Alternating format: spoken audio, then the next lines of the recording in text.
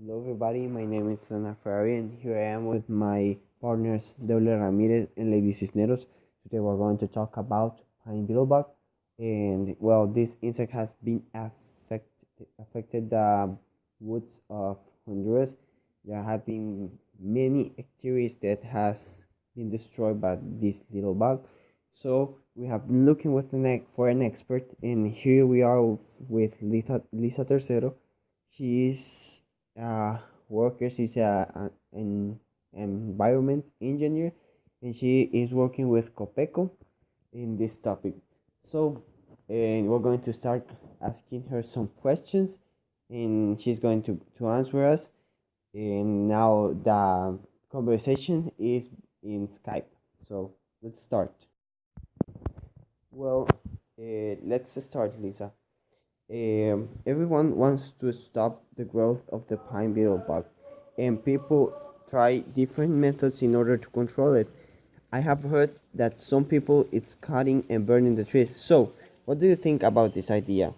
Can burn the trees and help to control the propagation of this bug? Okay, I'm gonna clarify that to you. Well, first of all, everyone thinks that the infected trees will be destroyed when they do this. The plague will die too. But the ability of reproduction of this bug is very effective, and there can exist way more infected trees than what we think. We don't actually know the numbers of infected trees. So while we are cutting one tree, another seven more are already infected. So it is totally ineffective to cut the trees because we cannot detect the trees that are in the first step of infectants. We are just like blindly cutting trees. We don't know which ones are and which ones are not. So this is not a viable process. Very interesting. But I have other question. I have seen many places infected with this bug. Many experts have different theories, but I have a doubt. It's true that the infection starts because of the burns left weak trees, and why are the healthy trees infected too? Okay, look, this bug has actually always existed in nature. This bug just attacks weak trees.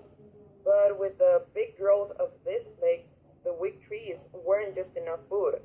So finally, the insects started to attack stronger trees. But yes, it is true that everything started with the debilitation of the forest. I mean, when you just have a weak host, that does not help on anything when there's like this invasor. So this bug just needs like more. It needs more nutrients. So it was not getting the nutrients out of the weak trees. Another question. Some people said that with the rain, this little insect will go and stop to grow up, but it doesn't happen. So, is the weather a key factor to the excessive reproduction of this bug? Yes, definitely. I mean, everyone knows that because of the dry weather, most of the trees are just weak, and the fires in the forest are just out of control here in Honduras. By many natural causes, it can be for natural cause, it can be for human created causes. So the bad weather helps the growth of the insect. Of course, we are the ones that create the imbalance in the climate. As you said, I mean, there are a lot of natural processes for nature, but we humans are always the one that are just enlarging them. So yes, the weather, it's actually a very like it's one of the most important factors that should be treated and should be studied when we are talking about this bug. Interesting. And another question is, it's incredible how this little insect can destroy a forest, and if they are so little, how they do it. How can this bug kill the trees? Well, let me explain something to you, okay? The trees have three parts. Number one, the marrow.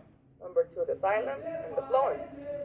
The phloem is the part of the tree that is beneath the cortex, and it is also the part of the tree that brings all the nutrients to the soil. So the bug makes too much damage in this part because it's the one that's receiving the nutrients. It's like the weakest part. I read about a method to control uh, this bug, and I have a question about this. Is, for example, exists many fungus in the world that can control or insect. Somehow, the fungus can kill the bugs. Exists any kind of fungus that can kill this insect, and if that exists, why people do not use is to control the bug. But the problem are two things. We have two problems here. First of all, the fungus has to enter in contact with the insect in order to make an effect. But this little insect lives in little holes, and the fungus just makes no damage to it because it cannot touch it. It is way too little for the fungus to touch it. And number two is the fungus is just way too expensive, and we don't have the resources here. Some flesh can attack a very big gamma of plants. I can see that the bug can attack the pine, but can this bug attack other kinds of trees? Okay, the answer for that one is because the pine beetle bug, it has an enzyme that helps taking the nutrients from the pine wood, and the sap of the pine can make any damage to the pine beetle bug. So this is the reason, because it has this enzyme that just it's helpful to just take out the nutrients out of the pine wood. I have analyzed a topic in the class of ecology and I want to know if is my idea is correct. I read a little about that have existed attacks of these insects before and have destroyed massive quantities of trees. Is a natural process that happens or we have totally responsible about the problem? Well, we have to make the difference here. It is actually a cycle that would say it is natural, because the forest makes just its natural process to restore itself, but its imbalance it's created by human emissions. I mean, we're the ones who are kind of attacking the forest, so the forest has to restore itself. So we are the ones that are destroying nature, and because of that, the forest needs to find a way to restore itself. So we are the ones that are just damaging the forest, but we are not repairing them. So if we are not repairing them, who else is going to do it? Who else is going to do it? So the forest needs just to restore itself. So yes, it is a cycle, but we are interrupting the cycle. For end, I want to thank you for your help and make an emphasis on the importance of your intervention for harm. I ground on the subject. For I hope to have contact at other times to strengthen our knowledge. And thanks.